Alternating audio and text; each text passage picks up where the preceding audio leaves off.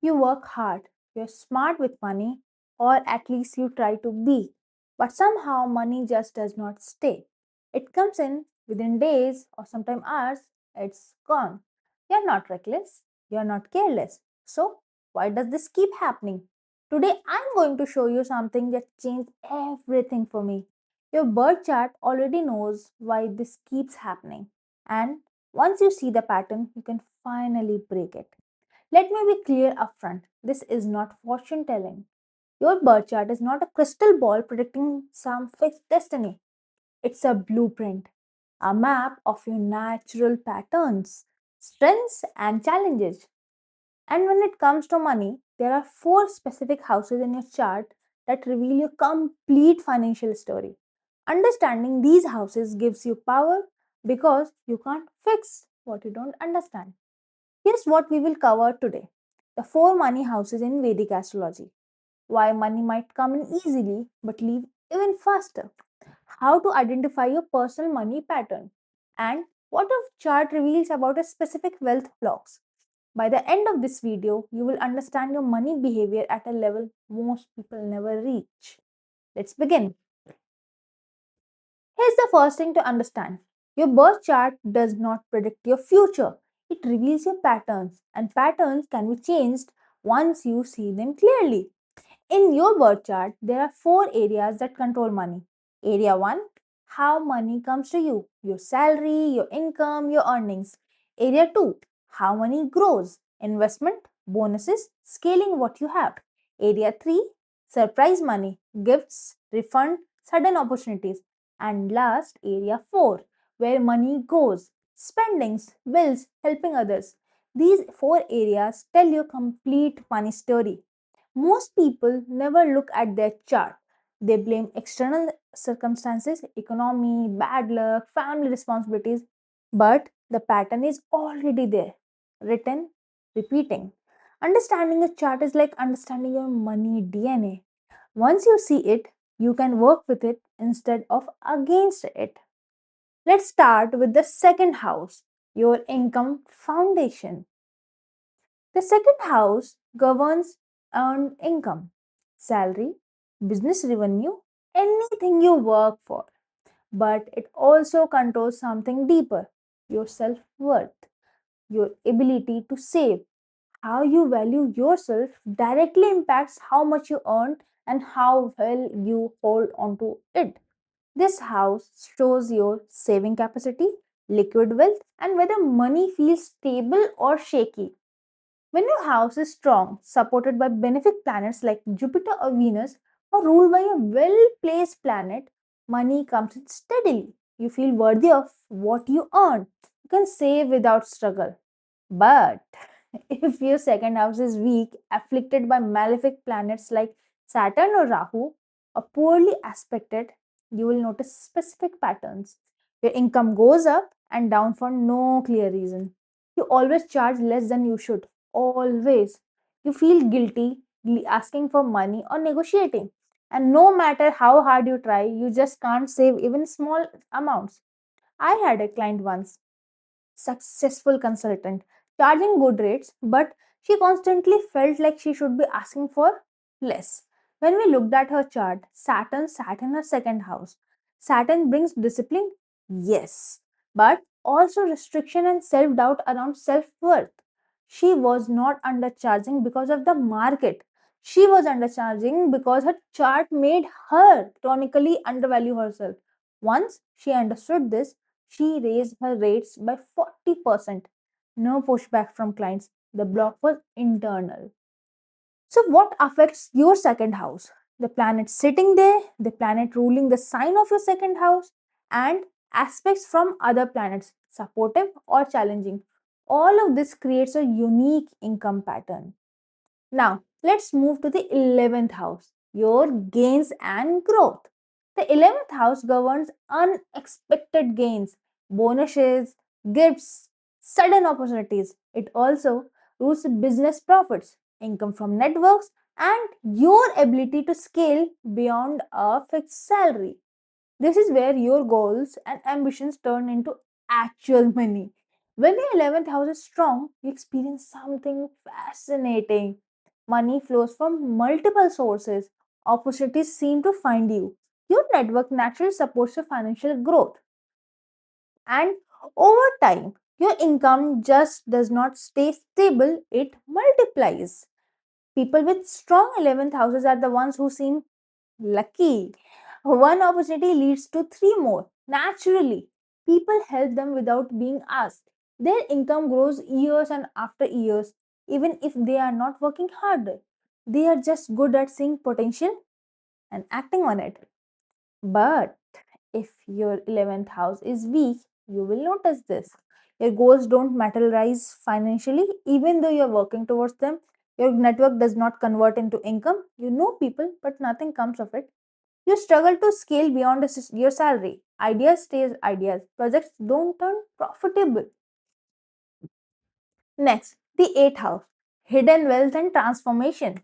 The eighth house is most misunderstood. Yes, it governs sudden crisis, death, transformation, but it also governs sudden windfalls, inheritance, your partner's money, joint finances, insurance, and loans. This is the house of hidden financial potential. When your eighth house is strong, money often comes from unexpected sources, not through your direct effort, but through partnership, investment, or sudden opportunities. Money shows up exactly when you need it most. You are good at managing joint finances and crisis. Instead of breaking you, becomes an opportunity for financial breakthrough. People with strong 8 hours often build wealth after a major life transformation, a job loss that leads to a business, a health crisis that shifts priorities and opens new income streams, a partnership that brings hidden resources.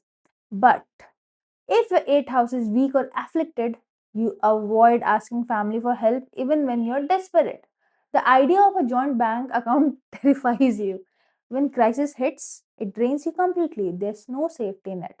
And people owe you money, but you never get it back.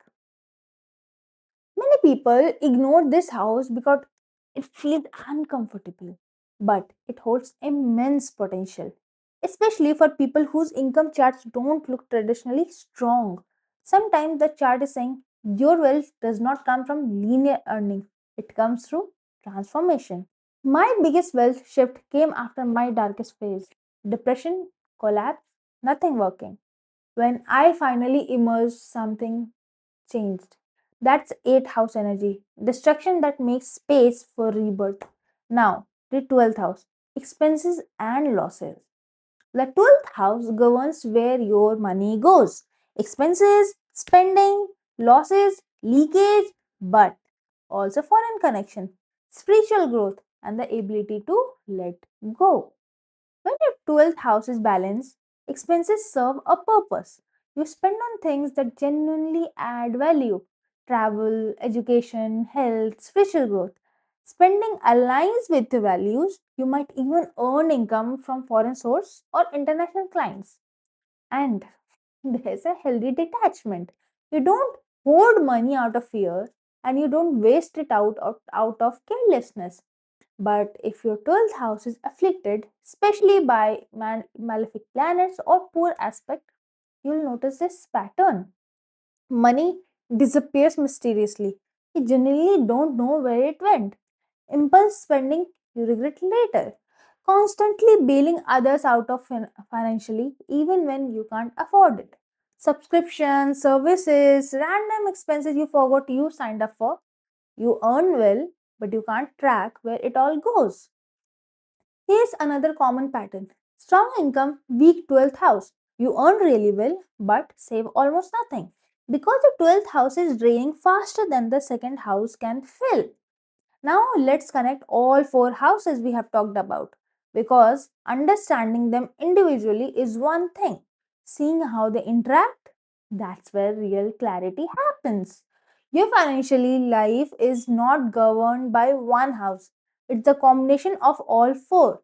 And the patterns that emerge tell your exact money story. Let me show you. Pattern 1: the earner who can't save. Strong second house, good consistent income, but Weak 11th house, no ability to scale or multiply. Afflicted 12th house, so spending leaks everywhere. What does this person experience? They make decent money, but the end of every month, where did it all go? Now, pattern 2, the struggler with hidden potential. Weak second house, so income is a constant struggle for them, but strong 8th house, so wealth through transformation or partnership. So, what does this look like? They work hard but don't see results until a sudden breakthrough. A crisis forces change, a partnership brings opportunity, and investment pays off unexpectedly. Their wealth does not come through traditional earning, it comes through transformation. The mistake these people make, they try to force the second house path, steady salary, climb the ladder, but their chart is saying your wealth comes differently through crisis, through partnership, through sudden shifts. Once they stop resisting and aligning with their chart, everything opens up. Now, pattern 3, the network who scales. Moderate second house, income is okay, nothing spectacular, huh? Strong 11th house, natural multiplier energy. So, what happens? They don't work harder than others, but their income grows exponentially through networks, collaborations, opportunities. One connection leads to three more. One project opens five doors. These are the people called lucky. But it's not luck. Their chart naturally supports expansion and gains. They work smarter, not harder, because their 11th house amplifies everything they do. Pattern 4, the generous giver. Strong second and 11th houses, great income and growth potential, right? But afflicted 12th house, so compulsive giving and spending. What do they experience? They're always helping others, always paying for family, always bailing someone out, their own needs unmet. Generosity is very beautiful, but not when it comes at the cost of your own financial stability. These people need to learn boundaries, not because they're selfish, but because unconscious giving drains them. And when they are drained, they can't help anyone, including themselves. Here's what I want you to understand: your chart shows the pattern, but your choices break the cycle. Astrology is not destiny, it's awareness. And awareness gives you power to choose differently. Let me give you a real example. My client Priya, 34 years old, marketing head at a mid sized firm, earning 20 lakhs annually, savings nearly zero. Priya told me I earn well, but somehow I always have pending credit card bills.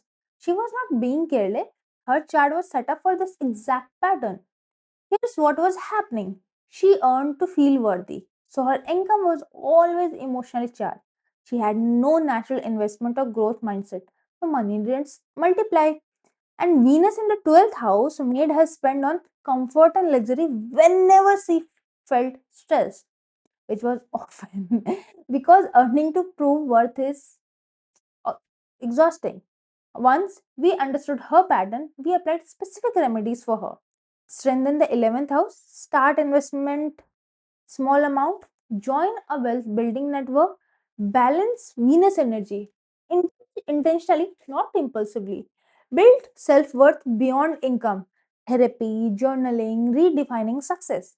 And practical step, set up automatic transfer to savings the day salary hit. So the money never sat in her account, tempting her to slide. So the money never sat in her account, tempting her to spend. Within 6 months, she had 2 lakh rupees saved. First time in her adult life. Same salary, same job, different awareness. So, how do you use this knowledge? Four steps. One, identify your patterns. Which of the four patterns do you relate to most? Two, understand the reason. What's your chart actually showing you? Three, apply targeted remedies, not generic, specific to your chart. And four, track the shift. Notice what changes when you work with a chart instead of against it. Because you can't fix what you don't understand. But once you understand, change becomes possible. These four areas are the foundation. But there's more depth available when you really study your chart. Timing, when money comes in, when to expect challenges, specific planets, what actually blocking you, personal remedies, what works specifically for your chart, and the current phase, what's active right now in your dasha. And this is exactly why generic advice don't work. Your friend's remedy might not suit your chart. Your colleague's wealth strategy might work for them and fail for you because you're doing it wrong, because your blueprint is different. Personalized equals powerful. Think about it. You would not take someone else's prescription medication just because it worked for them, right? Same with financial strategies and astrological remedies. What works for one chart might be completely wrong for another. Your chart is as unique as your fingerprint. Your wealth strategy should be too. So, what can you do today? Step 1, get your accurate word detail, date, time, and place. Step 2, understand which of the four money houses are strong or weak in your chart. Step 3, identify your pattern from what we discussed. And step 4, apply conscious changes based on that awareness. Let me clear up two common misconceptions before we finish. Misconception 1, if I have a bad chart, I'll never have wealth. Wrong. Every single chart has a wealth potential. It's just expressed differently. Misconception 2, astrology means my fate is fixed. Wrong again. Astrology shows tendency. You create reality through awareness and choice. The chart shows the path of least resistance, your natural patterns, but you're not a puppet. You have free will. You can choose to work with the pattern or against it. Working with it, faster, smoother results. Against it, constant struggle. Vedic astrology is not about belief, it's a system, data, pattern, calculation, thousands of years of observation compiled into a precise methodology. Treat it like a diagnostic tool and it becomes incredibly useful.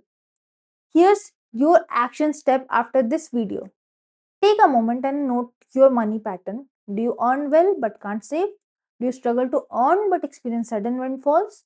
Does money come easily but you compulsively give it away? Does it match one of the four patterns we discussed? Then pick one house to strengthen first and apply one targeted action this week.